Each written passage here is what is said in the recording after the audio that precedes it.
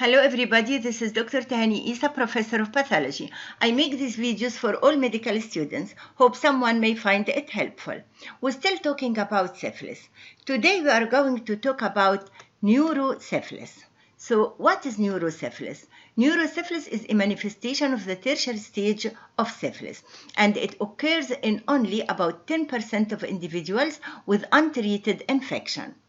In neurosyphilis, you may find the infection affecting mainly the meninges and blood vessels, and you will see meningovascular type of neurosyphilis, or you may see the syphilitic lesions affecting mainly the parenchymatous tissue of spinal cord and cerebral cortex, and we call this parenchymatous neurosyphilis. And this parenchymatous neurosyphilis includes Tabes dorsalis and Paretic neurosyphilis. In Tabes dorsalis, there is selective destruction of the posterior column of the spinal cord and posterior nerve roots. And in Paretic neurosyphilis, or general paresis of insane, there is degenerative changes in the frontal and parietal lobes. So Tabes dorsalis is mainly a lesion of the spinal cord, while Paretic neurosyphilis is mainly a lesion of the cerebral cortex of the brain. So the major patterns of CNS involvement in syphilis include meningovascular syphilis, Tabes dorsalis, and Paretic neurosyphilis. Affected individuals often show incomplete or mixed pictures. Most commonly, the combination of Tabes dorsalis and Paretic disease, and we call this Taboparesis. Individuals infected with HIV are at increased risk for neurosyphilis. This is because you know that HIV destroys the T lymphocytes, which is essential for the cell-mediated immunity. And we need cell-mediated immunity, delayed type of hypersensitivity reaction, to destroy the organisms. So people with HIV infection are at increased risk of neurosyphilis and may get neurosyphilis harder, and they are also at increased risk of the acute syphilitic meningitis or meningovascular disease. And this is because of impaired cell-mediated immunity. And the severity and rate of progression of the disease seem to be accelerated in those patients, possibly for the same reason, because of the loss of cell-mediated immunity. Meningovascular syphilis. In meningovascular syphilis, we can see meningitis, because there is inflammation of the meninges, which give rise to meningitis, and affection of the vessels. This means syphilitic arteritis of the cerebral and spinal vessels. So in meningovascular syphilis, you can see chronic meningitis. Because syphilis is a chronic disease, you will see a chronic form of meningitis, which may give rise to nerve compression, whether cranial or peripheral nerve compression. And affection of the vessel will lead to obliterative endarteritis, because as you know, in syphilis, the blood vessels show inflammation with proliferation of the endothelial cells of the intima, and inflammation of the wall by plasma cells and lymphocytes, and this will lead to obliteration of the lumen, narrowing and obliteration of the lumen, and we call this obliterative endarteritis or Heubner's arteritis. You may also see gamma in the meninges, which may extend into the parenchyma. So in meningovascular syphilis, you can see chronic meningitis, and this chronic meningitis involves the base of the brain and also the cerebral convexities and the spinal leptomeninges, and it causes cranial and peripheral nerve compression. Go to the obliterative endarteritis or Heubner's arteritis.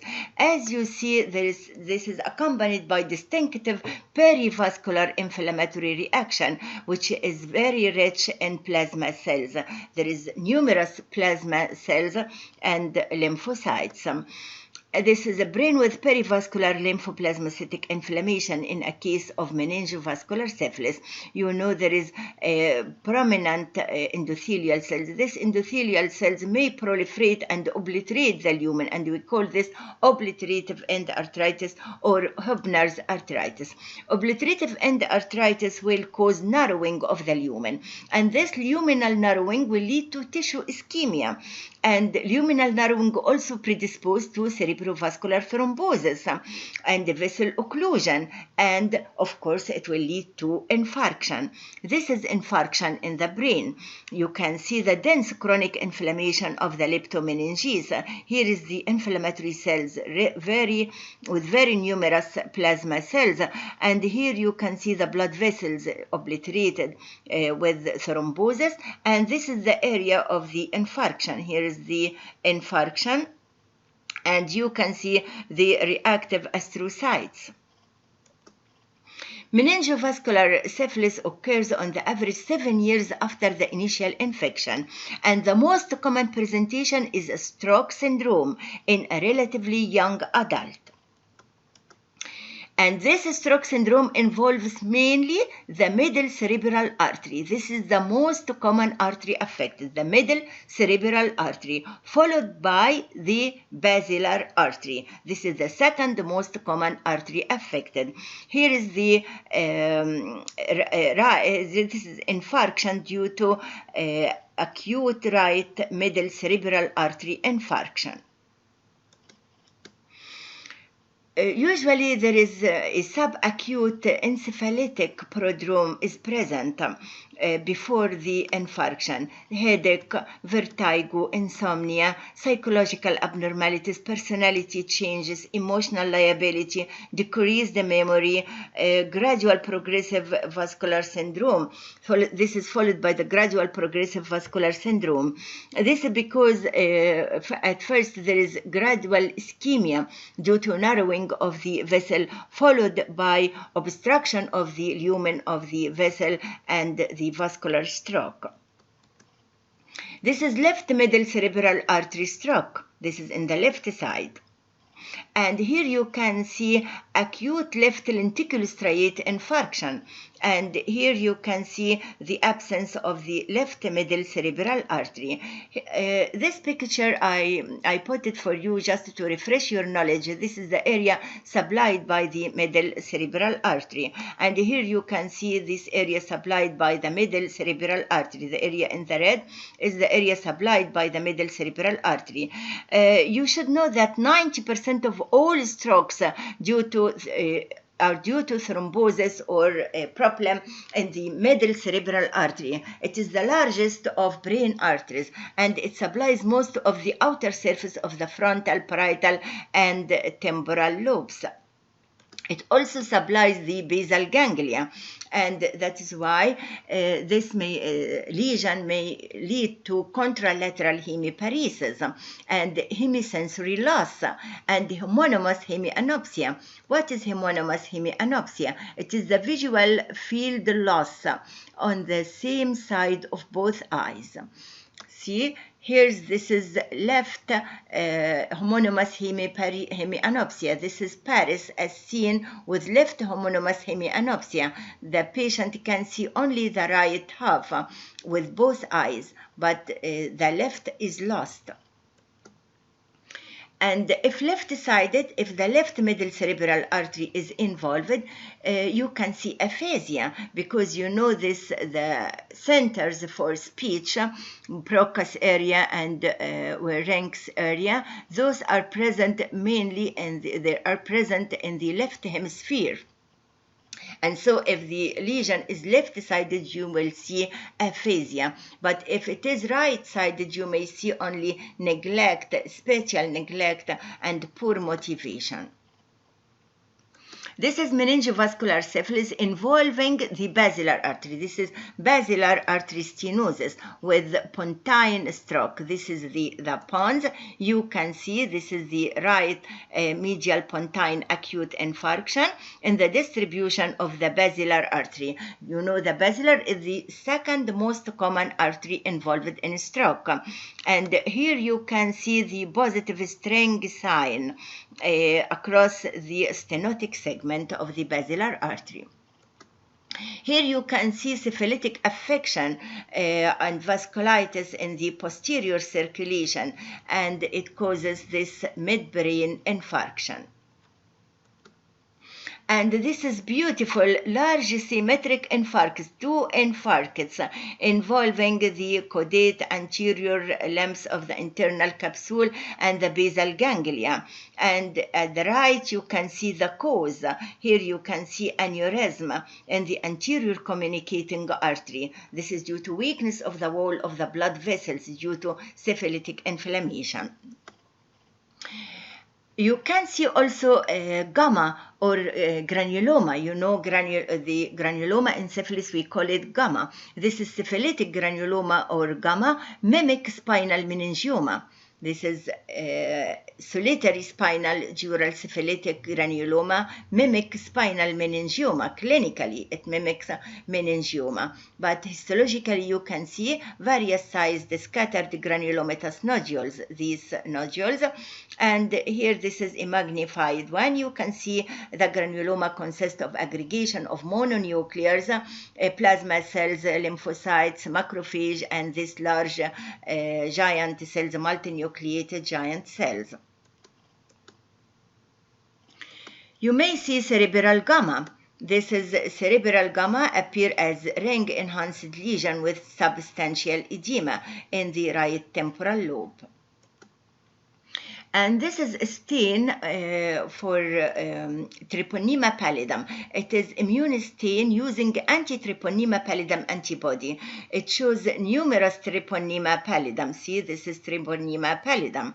And here you know that the immune response in syphilis is not sufficient to destroy the organism. The disease progresses from the primary stage to the secondary stage to the tertiary stage, and even in the tertiary stage, you can see treponema pallidum in the lesion. You still can see the lesions in the tertiary stage, though they are less numerous than in the primary and secondary stage. This is gamma. This is H&E staining gamma, and you can see the gamma. And here is the inflammation of the blood vessel. This is obliteration of the blood vessels by inflammation, and this is the perivascular inflammatory infiltrate. Go to the parenchymatous neurosyphilis. Parenchymatous neurosyphilis includes tabes dorsalis and paretic neurosyphilis. Tabes dorsalis is the result of damage by the spirochetes to the sensory nerves in the dorsal root and dorsal root ganglia, with corresponding atrophy in the dorsal column of the spinal cord. And this is the dorsal root, and this is the dorsal root ganglia. And here you find the damage occur in the dorsal root and dorsal root ganglia by the spirochetes. It destroys the sensory nerves. Here destroy the myelin and the axon, and with corresponding atrophy of the dorsal column of the spinal cord. This is the dorsal column of the spinal cord, and as a result of atrophy of the dorsal column of the spinal cord, this will give rise to loss of position sense and vibration sense below the level of the lesion. And so, what are the manifestations of tabes dorsalis? It is impaired joint position sense with resultant ataxia, and we call this locomotor ataxia. This is locomotor ataxia. What is locomotor ataxia of tabes dorsalis? It is the neurologic form of tertiary syphilis characterized by deficient sensory and neuromuscular coordination, along with diminished reflexes affecting mainly the limbs of the body, the legs and the hands. Locomotor ataxia is the inability to precisely control one's own body movement. This is the inability to precisely control one's own bodily movements. Here you can see the locomotor ataxia of tabes dorsalis. Persons affected with this disease may appear to walk like defective robots or otherwise move like malfunctioning machinery. That's to say, in a herky-jerky, up and down kind of rhythmical but non-fluid manner. So we do Romberg test. What is Romberg test? To diagnose the functioning spinal cord or whether the spinal cord is healthy or not, we do this Romberg test. Romberg test or Romberg sign or Romberg maneuver is a test used as an examination of the neurological function for balance. And also it is used as a test for driving under the influence of an intoxicant. You know this. This examination or this test is based on the fact that the person requires at least 2 of the 3 senses to maintain balance while standing. Namely, proprioception. Proprioception is the ability to know one's body position in space. Vestibular function, which is the ability to know one's head position in space. And vision just to monitor and adjust the changes in the body position. A patient who has a problem with proprioception, if he has a problem in the spine, in the dorsal column of the spinal cord, so it will be a problem with proprioception, but can still maintain balance by using the vestibular function and vision.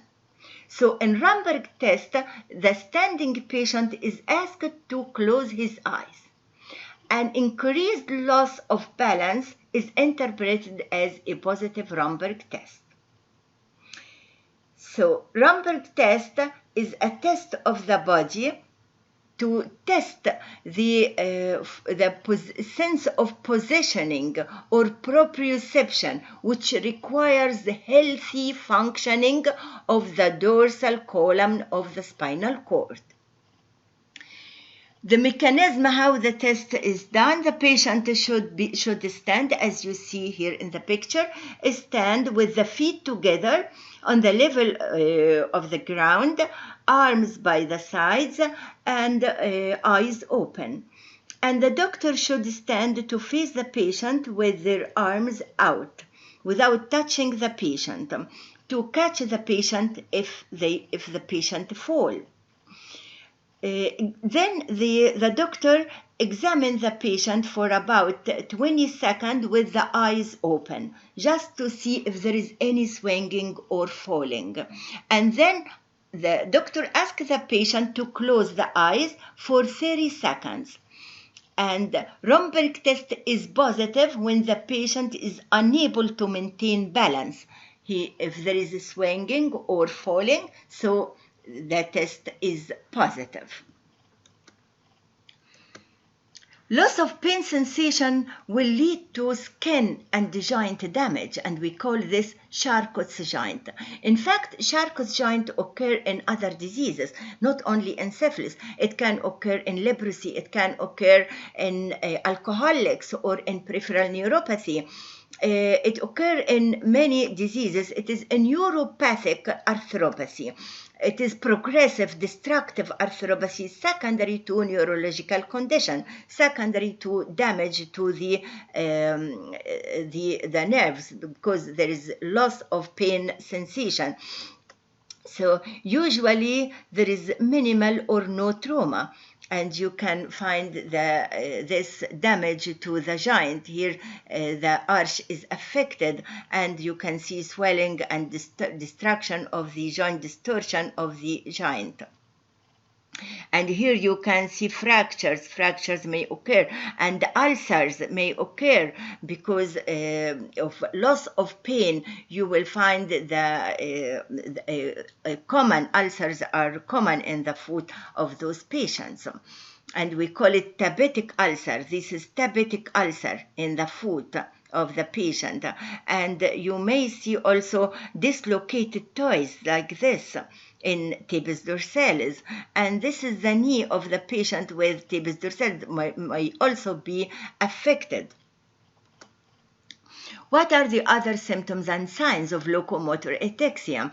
Transient lightening pain or stabbing, which is stabbing in nature in the legs, is common with tabes dorsalis, and progressive loss of muscular coordination leading to clumsy stumbling gait, and inability of this sense of pain, inability of sensation of pain, and of the limb position and the temperature, and the partial or complete loss of bladder and bowel control. In fact, tabes dorsalis is characterized by a triad of clinical symptoms, namely gait unsteadiness, lightening pain, and urinary incontinence. Please remember this triad: gait unsteadiness, lightening pain, and urinary incontinence. Argyro-Persson pupil is a classical eye finding in tabes dorsalis and general paresis of insane. It is common in tabes dorsalis and Paretic neurosyphilis. It is bilateral asymmetrical involvement. You may find small irregular pupil with preserved vision, and it is negatively react to light, but positive reaction to near reflexes are positive. So it reacts to accommodation, but not to light. Normally, when light falls on our eyes, when our eyes face direct light, if you put direct light to the eye, our eyes will contract, the pupil will contract, and to protect the retina. And there are some diseases where this reflex is lost. There is no contraction of the pupil in response to light. Locomotor ataxia is one of those. So in locomotor ataxia due to tabes dorsalis, you will see negative light reflex, but a reflex to near object is still positive. The site of the lesion is pre-aqueductal. It is near the aqueduct of Sylvius, dorsal midbrain, pre-aqueductal. Microscopic picture in tabes dorsalis, you will see loss of both the axons and the myelin in the dorsal roots, here at the arrow. Loss of both axons and myelin in the dorsal roots and also in the ganglia, with corresponding pallor and atrophy of the dorsal column of the spinal cord. This is stain for myelin. Paretic neurosyphilis. This disease sometimes referred to as dementia paralytica. Typically, it occurs approximately in 20 to 30 years after the initial exposure to Treponema pallidum. It represents chronic progressive frontotemporal meningoencephalitis with resultant ongoing loss of cortical function. Paretic neurosyphilis caused by invasion of the brain by Treponema pallidum. And this is cerebral atrophy. And this atrophy you can see most prominent in the frontal lobes, but it occurs in other areas as well. Here you can see this widening of the sulci due to atrophy of the brain. Here you can see atrophy of the brain, and this causes widening of the sulci, particularly in the frontal area. The sulci are very wide. You can see this in the brain, meningeal thickening and brain atrophy, particularly in the frontal area. Microscopically, you can see the inflammatory lesions characteristic to syphilis with inflammatory cells, and you can see the vessels surrounded by the inflammatory cells, lymphocytes, plasma cells, and you can see loss of neurons. Atrophy means loss of the neurons of the cerebral cortex, and it occurs in the frontal lobe, but also in other areas of the isocortex. So it will be characterized by loss of neurons. Here you cannot see neurons, but you can see only proliferation of the microglia. Microglia form the rod cells, because when there is loss of neurons, the microglia try to fill the space by proliferation, and it proliferates, and this process is called gliosis. And it changes in shape, becomes rod-shaped. The nucleus becomes rod-shaped, and we call this rod cells. So there is loss of neurons, there is proliferation of microglia forming rod cells, and this process is called gliosis. And sometimes you can see iron deposits. With the Russian blue stain, you can see iron deposit due to affection of the blood vessels, because you see here the blood vessels surrounded by the inflammatory infiltrate, and the inflammation of these vessels may cause their rupture of these small capillaries, releasing blood, and of course you can see iron by the Russian blue stain. This is a chronic fibrotic leptomeningitis over the frontal lobe, and this is the perivascular inflammation. Here is the perivascular inflammation of lymphocytes and plasma cells in the subarachnoid space and in parenchyma. This is crescile violet. And here you can see the hypertrophied rod-shaped microglia. So microglia, when proliferate, it becomes hypertrophied also, and change shape to change its nucleus to rod-shaped. This is beautiful microglia proliferation, very beautiful. You can see it here with crescile violet and here with silver stain, very beautiful. Damage to the ependymal lining and the proliferation of the subendymal glia called granular ependymitis, and this occurs in the ventricular wall. And with hydrocephalus, it occurs also with hydrocephalus, and we call it granular ependymitis. And you can see the spirochetes. Here still you can see the spirochetes stained with silver stain. Argyropearson pupil is also present in paretic neurosyphilis. Clinically, paretic neurosyphilis occurs as an insidious but progressive mental deficit. It is a severe manifestation of neurosyphilis, and it is a chronic dementia which ultimately results in death. It is severe form. It is chronic dementia, ultimately result in death in 2 to 3 years. Patients generally have progressive personality changes, delusion of grandeur. This is very important in this patient. Delusion of grandeur, hallucination, irritability, anger, and inappropriate mood and low mood, and speech changes, language ability decreased. This is called aphasia, decreased motivation, and impaired judgment. And this is also very important and very common among these patients. Loss of ability to calculate and loss of long-term memory, followed by loss of short-term memory and muscle weakness, difficulty in using legs, arms, or other parts of the body, and then seizures and death. And rarely the psychosis, depression, or mania occur. Thank you so much.